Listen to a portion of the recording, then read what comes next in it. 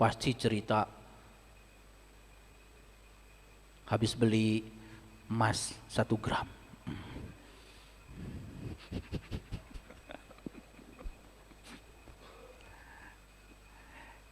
Bapak Ibu bisa nggak merasakan seseorang energinya frekuensi tinggi atau frekuensi rendah? Bisa nggak? Bisa kan? Bisa. Mau didandani kayak apapun, mau semuanya pakai palsu kan? Ya, alis palsu, bulu mata palsu, itu semakin membuktikan dirinya itu palsu. Betul nggak? Jadinya bertopeng sesaat. Kalau tidak ada energi dari dalam, aduh, datangnya disesali, perginya disyukuri. Betul nggak? Nah, pergi, alhamdulillah. Tuh, semua orang bilang alhamdulillah gara-gara dia pergi. Itu kan sudah bukti bahwa kita ini berhiasnya terlalu asik di luar. Gak peduli mau tasnya lu potong. Apa tuh, merek apa tuh? Oh, apa ya ibu-ibu ya? Punya? Oh, baru dengar, nggak apa. Ya, Louis Vuitton, Hermes, Gucci. Kalau energi dari dalamnya itu sudah amburadul, gak ada orang yang nganggap. Kata-katanya menyebalkan, wajahnya penuh curiga, tatapan matanya tidak bersahabat, yang keluar dari mulutnya ucapan-ucapan yang menyakitkan. Ada nggak yang kayak gitu? Ada apa banyak? Siapa diantaranya? Enggak, saya mau nggak kayak gitu. Nah, ini namanya menurut Quran surat Al-Kahfi, ini perhiasannya sudah rata, sudah tandus. Jadi ketika seseorang tidak punya perhiasan ruhani dari dalam, tidak ada kebaikannya, sebagus apapun dia bersolek di luar, tandus, rata, datar. Makanya orang yang didatangi mereka itu tidak merasa mendapatkan berkah apa-apa. Gitu. Bisa mengukur diri sekarang? Kira-kira perhiasan kita ini rata, tandus, datar, atau sebaliknya? Oke, alhamdulillah ya. Tepuk tangan dong. Itulah pentingnya belajar kesadaran. Belajar kesadaran itu memaafkannya luas. Ketika orang melakukan kesalahan, sudah jangan diingat-ingat ya. Belum minta maaf aja sudah saya maafkan. Bawaannya selalu kata-katanya itu menyenangkan. Positif aja, dirindukan. Gak ada yang orang alhamdulillah dia pergi, gak ada yang kayak gitu. Oke, baik ya. Nah, kenapa saya berbicara tentang perhiasan luar? Karena terlalu banyak orang yang terus-menerus ya sibuk dengan yang luar. Meraih jabatan setinggi-tingginya, mengambil berkah sebanyak-banyaknya, ingin menunjukkan pada orang lain bahwa saya berhasil, gitu. Tetapi dalamannya keropos, gak ada isinya itu. Makanya saya pernah menyaksikan banyak orang dalam kehidupan ini yang sibuk dengan luar, tetapi tidak memiliki ketahanan di dalam. Dalam sekejap begitu yang di luar berubah, yang di dalamnya hancur lebur, tidak siap untuk mengikuti perubahan itu. Stres, stroke, gak ada yang anggap lagi. Bahkan sepeninggal dia, tidak ada yang merindukannya lagi. Dia semasa hidupnya tidak pernah membuat sejarah besar untuk memberikan cita kasih pada semesta. Tidak ada yang bisa dikenang dari dia. Yang dikenang selalu keberingasannya, kesadisannya, keburukannya, kepelikannya, itu aja. Bapak Ibu, apa tidak ingin dalam hidup ini kita dikenang sebagai Hamid? Dikenang sebagai Muhammad? Orang yang sudah bisa menunjukkan sifat-sifat yang terpuji. Apa tidak pengen begitu? Aduh, kalau tidak pengen ada masalah dengan kita. Ya? Oke. Yuk sekarang kita melakukan perjalanan ke dalam. Sekarang masuk ayat 9. Am hasibta anna ashabal kahfi warraqim kanu min ayatina ya, ajaba. Atau kamu mengira bahwa orang-orang yang mendiami gua dan rokim, oke, lihat saya semuanya, mendiami gua. Kita kan sedang mendiami gua sekarang, betul? Ya. Dan ada yang menjaga nggak di sini? Ada. Rokim itu penjaga. Yang menjaga kita siapa? Prinsip-prinsip moral kita, kehormatan kita, harga diri kita, itu yang harusnya menjadi rokim kita. Rokim ini diterjemahkan anjing. Ya memang secara fisik yang namanya anjing kan sukanya menjaga, betul nggak? Tetapi kita tidak butuh anjing untuk menjaga itu. Gua kita ini harus dijaga dengan prinsip-prinsip moral, nilai-nilai luhur, sifat-sifat terpuji, supaya kita menjadi Muhammad setiap saat. Setuju? Setuju? Oke. Sudah mulai masuk ke sini? Oke. Ya, mereka termasuk tanda-tanda kami yang mengherankan. Ini tubuh kita ini bukan tanda-tanda Tuhan yang mengherankan. Ini adalah ekspresi karya agung Tuhan yang luar biasa. Tubuh kita ini kalau kita ungkap rahasianya, kita bisa menemukan rahasia semesta yang makro di dalam tubuh yang mikro ini. Sayang sekali kita mengabaikan rahasia di sini. Dan kita sekarang akan masuk ke sana, ke dalam, menemukan rahasianya. Kemudian ayat selanjutnya, ya. Iz awal fityatu. Fityah itu bahasa Arabnya pemuda. Nah, jadi Ashabul Kahfi itu adalah para pemuda yang sedang mendiami gua, yang sedang masuk ke dalam gua. Ini bukan cerita sejarah, ini bukan cerita tentang masa lalu. Quran itu bersifat kontekstual dan konseptual. Ini cerita tentang kita hari ini. Pertanyaan saya, mau nggak Bapak Ibu jadi Ashabul Kahfi? Mau nggak jadi pemuda yang mendiami gua? Mau? Pemuda yang mendiami gua, dia itu adalah diam di sini. Dia tidak terasing di sini. Dia menjadi dirinya sendiri. Dan kenapa pemuda? Ini mau saya ungkapkan rahasianya. Tetapi sebelum itu, saya lanjutkan dulu ayat yang ke-10. Iz awal fityatu ilal kahfi faqalu rabbana atina min ladunka rahmatan wa hayyi lana min amrina rasyada. Jadi pemuda ini yang masuk ke dalam gua ini, dia meminta kepada Allah, menyampaikan satu permohonan. Permohonannya begini, wahai Tuhan kami, berikanlah rahmat kepada kami dari sisimu, dan sempurnakanlah bagi kami petunjuk yang lurus dalam segala urusan kami. Jadi memohon dulu sebelum masuk ke dalam gua ini, supaya tidak salah jalan.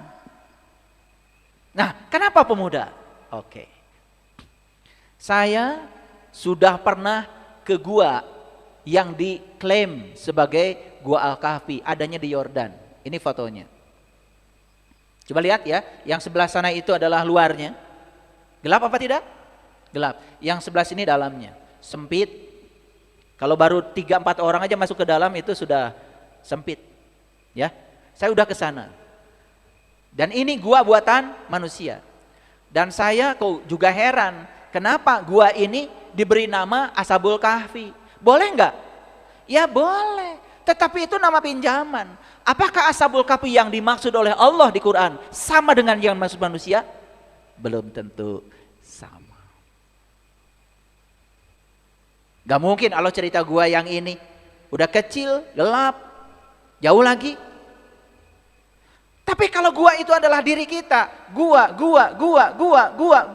masuk akal? Apakah Allah ada di sini? Apakah bersama kita? Apakah kita bisa meniti ke dalam diri? Nggak usah jauh-jauh ke sana, berarti ongkos. Bahkan orang Yordan sendiri tidak percaya kalau yang dimaksud dengan Ashabul Kahfi di Quran sama dengan Ashabul Kahfi nama gua yang di Yordan. Orang Yordan sendiri tidak percaya. Saya pernah dialog dengan jubir saya, tour guide saya. Dia sendiri nggak percaya. Mari kita buktikan sekarang. Ashabul Kahfi itu siapa? Pemuda yang mendiami gua. Supaya apa? Jadi orang yang beriman. Bagaimana mungkin kita masuk ke dalam gua yang fisik, keluar dari situ tiba-tiba jadi orang beriman? Gak mungkin.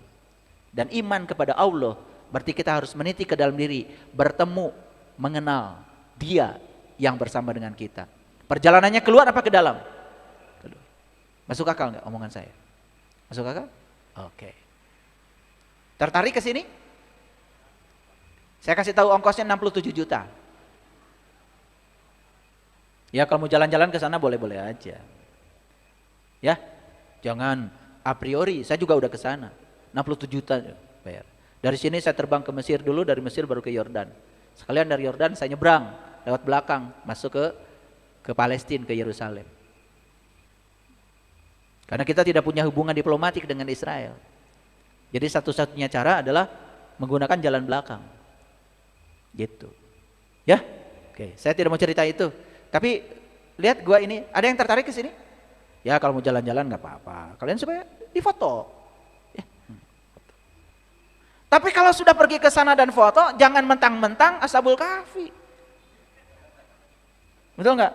Emang pulang dari sana, masuk ke gua sebentar, keluar tiba-tiba jadi orang beriman? Ya enggak.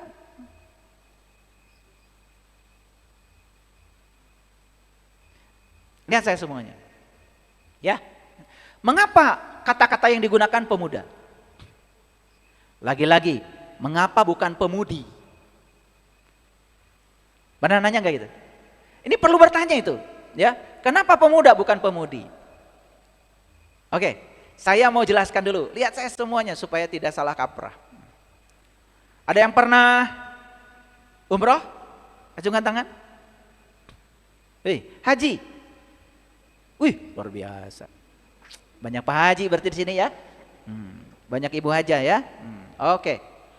Haji, umroh itu sering disebut perjalanan ruhani. Ya, bukan perjalanan jasmani loh. Walaupun yang berangkat jasmani jauh juga ikut, tapi perjalanan ruhani.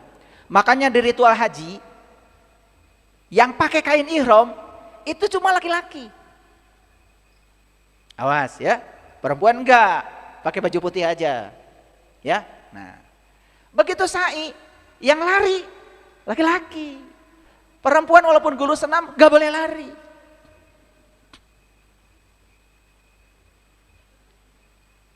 Nah kita kan cuma disuruh lari sama Mutawib, lari aja. Udah stop, gak usah lari lagi, jalan biasa lagi. Tapi kita gak nangkep maknanya.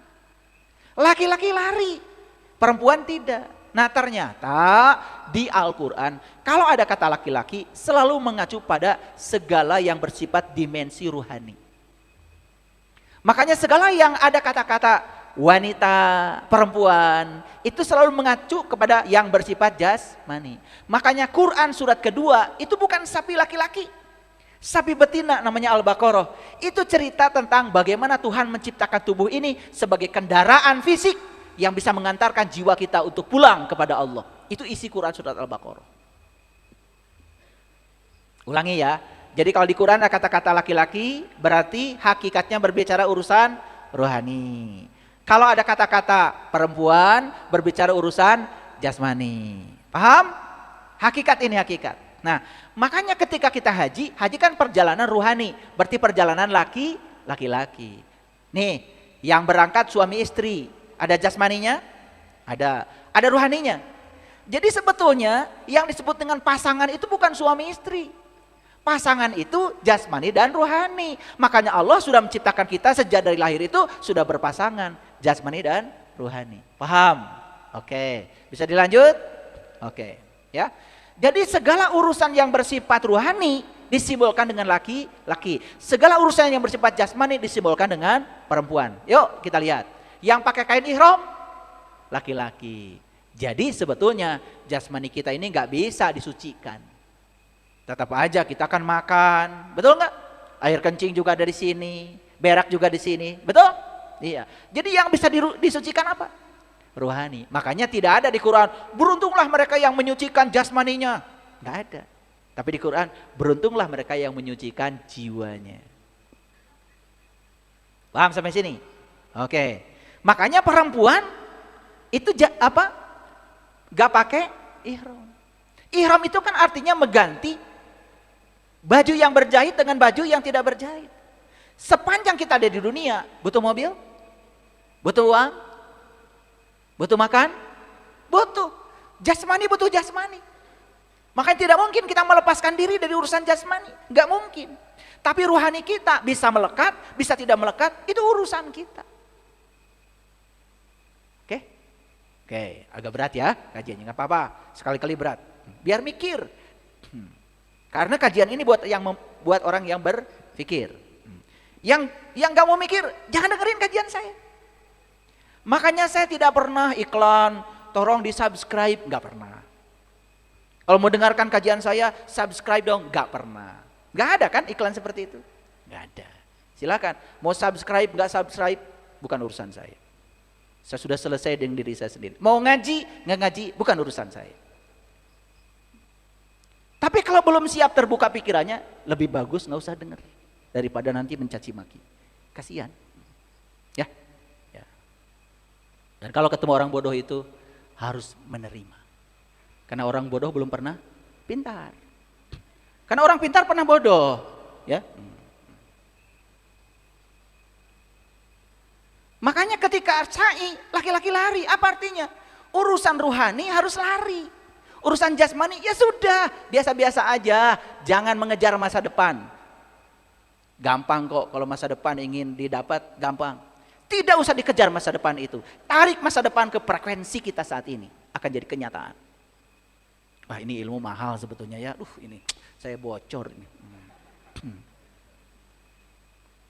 Harusnya bayar ini. Gak apa-apa lah, udah dibocorin. Katanya pahalanya lebih banyak. Wah, saya nggak tahu pahala itu apa. Pahalu saya nggak ngerti. Makanya saya nggak pernah bagi-bagi pahala di sini. Nggak ngerti saya, nggak ngerti. Ya, pokoknya yang saya ngerti, kalau kita menciptakan sebab baik, kita dapat akibat baik. Menciptakan sebab buruk, kita akan dapat akibat buruk. Gitu aja. Dan yang menerima akibat diri kita sendiri. Yang saya tahu itu. Yang pahalu, cari aja sama yang suka obral pahala.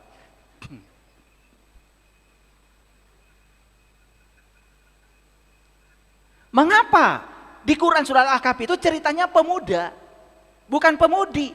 Pemuda laki-laki, pemudi perempuan. Karena perjalanan ke dalam diri ini perjalanan ruhani, baik bapak-bapak maupun ibu-ibu. Makanya kalau di Quran ada kata-kata arijal qawwamuna 'ala nisa. Laki-laki itu pemimpinnya perempuan. Awas, bukan yang boleh jadi presiden itu hanya laki-laki, bukan. Ruhani pemimpin jasmani. Yang boleh jadi pemimpin adalah mereka yang ruhaninya sudah hidup, yang bisa memimpin jasmaninya. Siapapun itu, mau ibu-ibu, mau bapak-bapak, gak peduli. Gitu. Baru Islam tuh keren, tidak memarjinalkan kaum Hawa, karena semua diberi kesempatan yang sama. Yang penting yang ruhaninya sudah bisa memimpin jasmaninya, berhak jadi pemimpin. Tapi yang ruhaninya masih dikendalikan jasmaninya, bahaya jadi pemimpin, baik laki-laki maupun perempuan. Korupsi, kehormatannya akan jatuh. Oke, lanjut. Oke, pernah dengar gak di Quran surat Al-Waqiah ada kata-kata gini, yatufu alaihim wildanum mukhalladun. Mereka dikelilingi oleh anak-anak muda yang tetap muda. Pernah dengar gak itu? Ya. La yasma'una fiha lagwa wa la ta'sima illa qilan salama salama qila. Dengung. Ikhfa itu. Nggak boleh kilan, nggak boleh. Kalau kilan tuh kalau menghadapi huruf idhar. Paham ya? Jadi bacanya illa la 2 harokat. Qi 2 harokat. La salama salama gitu. Ya. Silakan Bu Yati. Kayak di TV saya ini.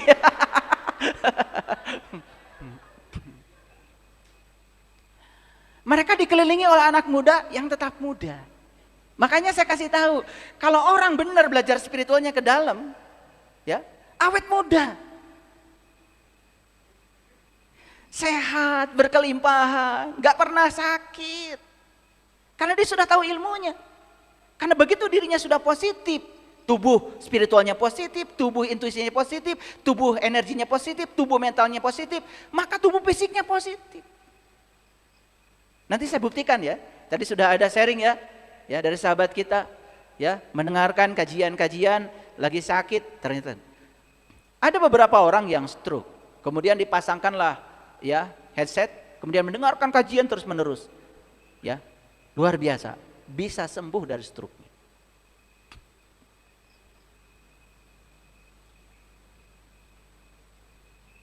Jadi artinya kalau seseorang sudah di frekuensi tinggi, sudah di getaran tinggi, sudah di surga, maka dia akan menarik semua yang berfrekuensi tinggi.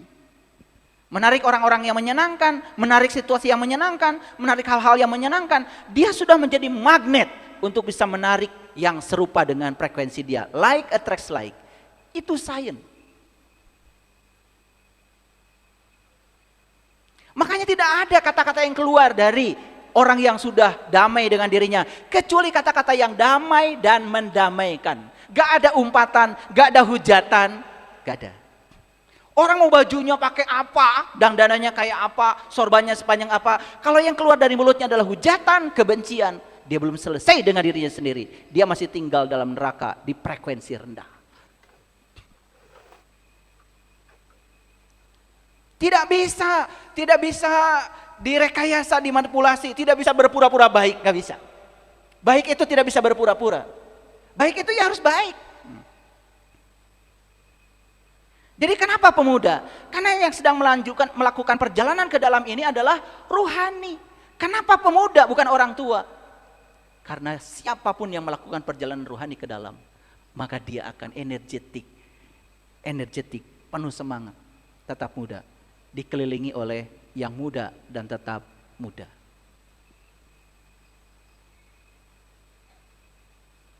Jadi umur 35, jalan sudah diseret.